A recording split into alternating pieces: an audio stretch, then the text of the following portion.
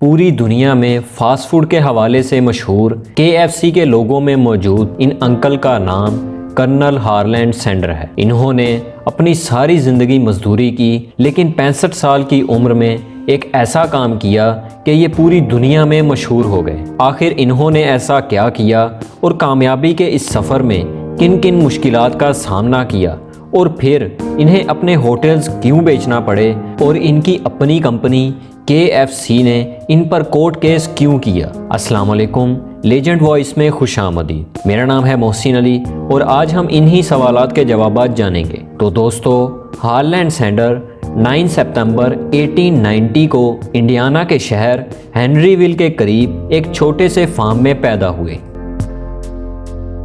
इनकी ज़िंदगी की पहली मुश्किल इनको 6 साल की उम्र में ही देखनी पड़ी और वो मुश्किल थी इनके वालिद का इंतकाल। क्योंकि ये अपने भाइयों में सबसे बड़े थे और इनकी वालिदा को पैसे कमाने के लिए घर से बाहर रहना पड़ता था, तो इसीलिए इस छोटी सी उम्र में ही हार्लैंड पर अपने छोटे भाइयों को पालने की जिम्मेदारी आ चुकी थी और इसीलिए ये ब्रेड और वेजिटेबल बनाने के मास्टर बन चुके थे। इस वक्त वो सिर्फ 7 साल के थे। फिर जब इनकी वालिदा की सैलरी से गुजारा मुश्किल होने लगा तो हार्लैंड ने 10 साल की उम्र में एक फार्म हाउस में जानवरों को चारा डालने की जॉब शुरू की। ये हार्लैंड की पहली जॉब थी और उसकी उम्र बहुत कम होने की वजह से उसका काम में दिल नहीं लगता था। इसी वजह से उसे जॉब से निकाल दिया गया। जब हार्लैंड 10 साल का था तो उसकी मां ने दूसरी शादी कर ली और इसकी ज़िंदगी में मज़ीद मुश्किलात का इजाफा हो गया, क्योंकि हार्लैंड के स्टेप फादर को बच्चों का उनके साथ रहना बिल्कुल भी पसंद नहीं था, जिसकी वजह से घर में अक्सर झगड़े होते रहते। फिर आखिरकार एक दिन हार्लैंड और उसके भाइयों को उनकी मां से जुदा कर दिया गया। हार्लैंड और उसके भाई एक रिश्तेदार के घर रहने लगे। हार्लैंड को अपने भाइयों को पालने के लिए एक बार फिर से जॉब करनी पड़ी। वो सुबह 6 बजे फार्म पर जानवरों को चारा डालता, उसके बाद तैयार होकर स्कूल जाता और फिर शाम के वक्त मकई छीलने की जॉब भी करता था। इस वक्त हार्लैंड की उम्र सिर्फ 13 साल थी जब उसे इतने सख्त शेड्यूल में इतने सारे काम करना पड़ते थे। और फिर उसी दौरान हार्लैंड पर एक और पहाड़ टूट पड़ा। जी हाँ, क्योंकि इतने सख्त शेड्यूल की वजह से वो ठीक से पढ़ाई नहीं कर पा रहा था तो उसे स्कूल से निकाल दिया गया। एक इंटरव्यू में इन्होंने बताया उन्हें अलजबरा समझ में नहीं आता था। अगले 2 साल तक हार्लैंड फार्म पर जॉब करता रहा, लेकिन अब खर्चे पूरे करना बहुत मुश्किल हो रहा था, तो हार्लैंड ने US आर्मी में जाना चाहा। इस वक्त उसकी उम्र 16 साल थी, जबकि आर्मी में जाने के लिए उसकी उम्र काफ़ी कम थी। तो हार्लैंड ने अपनी उम्र ज़्यादा लिखवाई और आर्मी में चला गया। आखिर इतने सालों के बाद उसे सुकून मिला ही था कि फिर से एक मुसीबत आ पड़ी। अभी आर्मी में उसे 1 ही साल हुआ था कि उन्हें इसकी सही उम्र का पता चल गया और उसे आर्मी से निकाल दिया गया। जब हार्लैंड आर्मी से निकाला गया उस वक्त वो 17 साल का था और फिर अगले 23 साल तक हार्लैंड की ज़िंदगी में बहुत ज़्यादा मुश्किलात आई। इसी दौरान इसकी शादी भी हुई और इसी दौरान इसने बहुत ज़्यादा जॉब्स की, जैसे कभी बस कंडक्टर बना और कभी रेल फायरमैन की जॉब करनी पड़ी, कभी इंश्योरेंस सेल्समैन, कभी लॉयर, कभी स्टीम बोट ऑपरेटर और हत्ता के उसने टायर बेचने का काम भी किया। कभी वो खुद जॉब छोड़ देता और कभी उसे निकाल दिया जाता। फिर आखिरकार उसकी बीवी भी उसे छोड़कर चली गई, क्योंकि वो भी हार्लैंड के कैरियर से तंग आ चुकी थी। 34 इयर्स की एज में यानी 1924 में हार्लैंड की मुलाकात Kentucky oil and gas company के जनरल मैनेजर से हुई। उसने हार्लैंड को एक गैस स्टेशन चलाने की ऑफर दी। अपने ख़राब हालात की वजह से हार्लैंड ने उसकी ऑफर कबूल कर ली। शुरू के दिनों में गैस स्टेशन की सेल बहुत कम हुआ करती थी, लेकिन फिर इसने स्टेशन पर आने वाले लोगों की खूब खिदमत करना शुरू कर दी। कभी उन्हें चाय की ऑफ़र करना और कभी उनके साथ बहुत ज़्यादा अच्छे इखलाक के साथ पेश आना वगैरह। इस कस्टमर केयर की वजह से हार्लैंड के गैस स्टेशन की सेल में इजाफा होने लगा और देखते ही देखते उसकी सेल 3 गुना बढ़ गई और एक दफ़ा फिर हार्लैंड की ज़िंदगी में खुशियों के दिन वापस आ गए। लेकिन अभी खुशियों के दिन शुरू हुए ही थे कि एक बार फिर किस्मत ने उसका साथ छोड़ दिया। जी हाँ, अमेरिका समेत पूरी दुनिया को इकोनॉमिक डिप्रेशन ने घेर लिया। ये सन था 1929 का। इसी वजह से हालैंड के गैस स्टेशन की सेल कम होने लगी और देखते ही देखते सेल इतनी कम हो गई कि उसका गुजारा भी मुश्किल से होने लगा। केंटकी कंपनी ने हालैंड से गैस स्टेशन वापस ले लिया और यूं एक बार फिर हालैंड अपनी जॉब से हाथ धो बैठा।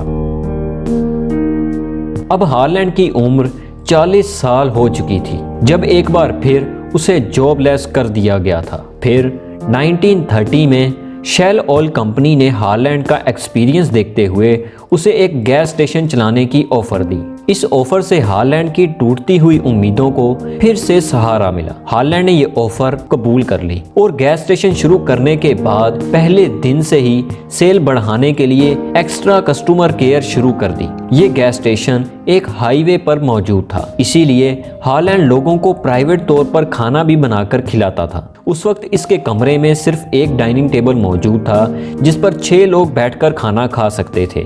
पहले तो कस्टमर्स उसके हाथ की बनाई हुई हॉट कुकीज़, कंट्री हैम और स्ट्रिंग बीन्स बहुत पसंद करते थे, लेकिन फिर उसके मेन्यू में फ्राइड चिकन भी ऐड हो गई। देखते ही देखते उसकी फ्राइड चिकन इतनी मशहूर हो गई कि उसने गैस स्टेशन के साथ एक रेस्टोरेंट खोल लिया जिसमें 142 लोगों के खाने की जगह मौजूद थी। उसका नाम Holland Sander Coat and Cafe रख दिया गया। जहां पहले तो कस्टमर्स वहां से गुजरते हुए खाना खाते थे, वहीं अब लोग दूर दूर से सैंडर्स कैफे का रुख करने लगे। फिर इसी दौरान हालैंड को एक और चैलेंज का सामना करना पड़ा। दरअसल चिकन को फ्राई करने में 30 मिनट लगते थे और कस्टमर्स को बहुत ज्यादा वेट करना पड़ता था, जिससे इसके रेस्टोरेंट का इमेज खराब होना शुरू हो गया। और इस मसले से निपटने के लिए हालैंड ने एक ट्रिक आजमाई। इसने चिकन को पैन में फ्राई करने की बजाय कुकर में फ्राई किया और आखिरकार ये ट्रिक काम कर गई और 30 मिनट की जगह अब चिकन 8 मिनट में ही तैयार होने लगा।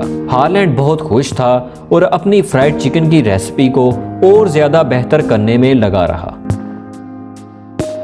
आखिर फिर हालात बदले और एक और मसले ने जन्म ले लिया। सन 1939 में वर्ल्ड वॉर 2 शुरू हो गई और एक दफा फिर अमेरिका समेत कई ममालिक इकोनॉमिक क्राइसिस में लिपट गए। इसी वजह से हालैंड के रेस्टोरेंट पर रश बहुत कम हो गया और देखते ही देखते लोगों ने घरों से बाहर निकलना ही छोड़ दिया। हालात इतने ख़राब होने लगे कि हालैंड का गुजारा भी मुश्किल से होने लगा। इसी वजह से 1942 में जब हालैंड 52 ईयर्स के थे, तब इन्होंने हालैंड सैंडर कैफे को ताला लगा दिया।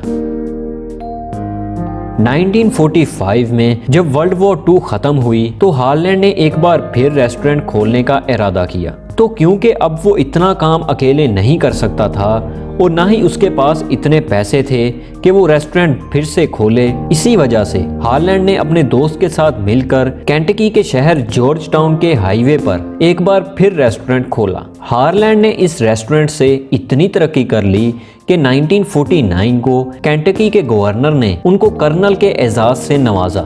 इसी दिन से हालैंड को कर्नल हालैंड सैंडर कहा जाने लगा। जिस दोस्त के साथ हालैंड ने रेस्टोरेंट खोला था, उसके साथ बात ना बनने की वजह से कर्नल हालैंड ने उसे पैसे देकर पूरा रेस्टोरेंट अपने नाम कर लिया। दिन गुजरते गए और कर्नल हालैंड सैंडर की फ्राइड चिकन और ज्यादा मशहूर होती गई। फिर एक दिन हालैंड को रियल एस्टेट एजेंट की कॉल आई, जिसने हालैंड को रेस्टोरेंट बेचने की बहुत अच्छी ऑफर दी। दरअसल एजेंट $1,64,000 में इसका रेस्टोरेंट खरीदना चाहता था। उसने ये ऑफर कई बार दी, लेकिन हालैंड किसी सूरत ना माना और फिर एक और मुसीबत ने जन्म ले लिया। तकरीबन 6 महीने बाद गवर्नमेंट ने एक न्यू हाईवे प्रोजेक्ट लॉन्च कर दिया, जिसकी वजह से सारी ट्रैफिक यहाँ से बाईपास हो गई। कर्नल हालैंड के रेस्टोरेंट के सामने से 90% ट्रैफिक खत्म हो गई और इसी तरह उसकी सेल भी 90% तक गिर गई। अब हालैंड के पास कोई दूसरा ऑप्शन नहीं था। जो एजेंट $1,64,000 देने को तैयार था, वो अब $80,000 में भी खरीदने को तैयार नहीं था। फिर आखिरकार कर्नल हॉलैंड ने ये रेस्टोरेंट $75,000 में सेल कर दिया। इस वक्त उनकी एज 65 हो चुकी थी और उनके पास सोशल सिक्योरिटी के $105 के अलावा पैसे कमाने का कोई दूसरा जरिया मौजूद नहीं था। जिंदगी में इतनी मुश्किलात और इतनी नाकामियां देखने के बाद 65 इयर्स की एज में कर्नल हॉलैंड सैंडर को एक आइडिया आया। इन्होंने सोचा कि क्यों ना अपनी फ्राइड चिकन की रेसिपी को फ्रेंचाइज किया जाए, जिसके लिए इन्होंने अपनी रेसिपी को केंटकी फ्राइड चिकन यानी KFC के नाम से रजिस्टर करवाया। वो अपनी दूसरी बीवी क्लोडिया सैंडर्स के साथ मिलकर अपनी कार में एक कुकर और चिकन के साथ अमेरिका के मुख्तलिफ रेस्टोरेंट्स को विजिट करते, वहाँ उनको अपनी चिकन पकाकर खिलाते। तो अगर रेस्टोरेंट के मालिक को उनकी चिकन पसंद आती तो वो उनसे राइट्स खरीद लेता था। हर एक चिकन पर कर्नल हॉलैंड को 4 सेंट्स दिए जाते थे। कर्नल हॉलैंड अपनी गाड़ी को चलाते गए और अपनी रेसिपी का नेटवर्क और ज़्यादा बढ़ाते गए। एक इंटरव्यू में कर्नल हॉलैंड का कहना था कि उन्हें कई रातें अपनी गाड़ी में ही गुजारनी पड़ी, लेकिन जहां उनकी रेसिपी सिर्फ केंटकी में मशहूर थी, वहीं अब उनकी रेसिपी पूरे अमेरिका में मशहूर हो रही थी और कर्नल हॉलैंड सैंडर के नाम का हर तरफ चर्चा होने लगा। 8 सालों के बाद जब कर्नल हॉलैंड 73 इयर्स के हो गए तो उस वक्त वो 600 से ज़ायद रेस्टोरेंट्स को अपनी फ्राइड चिकन की फ्रेंचाइज दे चुके थे। लेकिन अब चूंकि हॉलैंड की एज बहुत ज़्यादा हो चुकी थी और वो ये सब मैनेज नहीं कर पा रहे थे, इसीलिए 1964 में कर्नल हॉलैंड ने केंटकी फ्राइड चिकन यानी KFC कॉरपोरेशन को केंटकी के एक बिजनेसमैन को $16.5 मिलियन में सेल कर दिया, जो तकरीबन पाकिस्तानी रुपीस में 2 अरब 90 करोड़ 50 लाख और इंडियन रुपीस में 1 अरब 23 करोड़ 17 लाख से जायद बनते हैं। लेकिन उस डील में एक बात तय पाई कि KFC के लोगों में हमेशा कर्नल हॉलैंड सैंडर की तस्वीर ही रहेगी और कर्नल हॉलैंड सैंडर ही कंपनी की तरफ से टीवी इंटरव्यूज के लिए जाएंगे, यानी KFC का मालिक कोई और मगर फेस कर्नल हॉलैंड सैंडर ही रहेगा, जिसके लिए कर्नल हॉलैंड को कंपनी की तरफ से $6,250 पर मंथ सैलरी पर रखा गया। दोस्तों, आपको ये भी बताता चलूं कि जिस कंपनी ने KFC को खरीदा, इन्होंने रेसिपी को चेंज भी किया, जिस पर कर्नल हॉलैंड ने कंपनी को कोर्ट में मदऊ कर लिया और कहा कि जो रेसिपी मैंने बनाई ही नहीं, उस पर मेरी तस्वीर लगाकर क्यों बेचा जा रहा है। इसी वजह से कर्नल हॉलैंड ने गुस्से में आकर अपनी बीवी क्लोडिया सैंडर्स के नाम से शेल्बीविल में एक रेस्टोरेंट खोला और वहां KFC का चिकन मेन्यू रखा गया। और यही बात उनकी अपनी बनाई हुई कंपनी को बिल्कुल भी पसंद नहीं आई। कंपनी ने कर्नल हॉलैंड सैंडर को कोर्ट में मदऊ कर लिया और कोर्ट में ये फैसला हुआ कि कर्नल हॉलैंड इस रेस्टोरेंट को नहीं चला सकते, इसीलिए उनको अपना ये रेस्टोरेंट भी बेचना पड़ा। लेकिन आज भी ये रेस्टोरेंट गूगल पर क्लोडिया सैंडर्स डिनर हाउस के नाम से मौजूद है। ये दुनिया का वाहिद नॉन KFC रेस्टोरेंट है जहां KFC की ऑथोराइज्ड फ्राइड चिकन अब भी सेल होती है। 19 इयर्स की एज में कर्नल हॉलैंड सैंडर की मुश्किल तरीन जिंदगी खत्म हुई और वो इस दुनिया से चल बसे और हमारे लिए ये सबक छोड़ गए कि कभी हिम्मत ना हारो, बस कोशिश करते रहो, फिर एक ना एक दिन आपको आपकी मंजिल मिल ही जाएगी। उम्मीद है आपको लेजेंड वॉइस की ये वीडियो पसंद आई होगी। महज हमारी हौसला अफजाई के लिए वीडियो को लाइक करें और दोस्तों के साथ शेयर करें और चैनल को सब्सक्राइब करें और साथ में मौजूद बेल आइकन पर क्लिक करें ताकि हमारी आने वाली तमाम वीडियोस का नोटिफिकेशन आपको बर वक्त मिल सके। हमारी वीडियोस को पसंद करने का बेहद शुक्रिया। मिलेंगे एक नई वीडियो के साथ, तब तक के लिए खुदा हाफिज।